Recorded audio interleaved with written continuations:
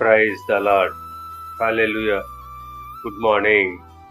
ఈరోజు దేవుని వాగ్దానము సామెతల గ్రంథము 28వ అధ్యాయము 25వ వచనము. యెహోవా యందు నమ్మిక ఉంచువాడు వర్ధిల్లును. ఆమేన్.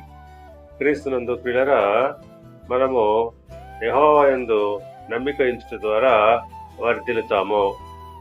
ఆ ప్రకారంగానే ఇస్సాకు ఆ దేశంలో దేవుని యందు విశ్వాసం ఉంచడం ద్వారా ఆయన వర్ధిల్లెను.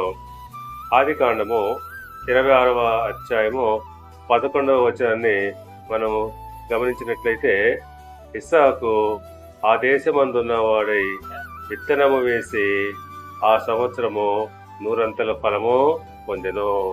అవును, ఇస్సాకు ఏ రీతిగా దేవుని యందు విశ్వాసం ఉంచి ఆయన 100 ఫలము పొందెనో, అదే ప్రకారంగా మనము కూడా దేవుని యందు నమ్మిక ఉంచడం ద్వారా వర్ధిల్లుతాము. దేవుడు మిమ్మల్ని దీవించి ఆశీర్వదించి వర్ధిల్ల చేయును గాక. ఆమేన్.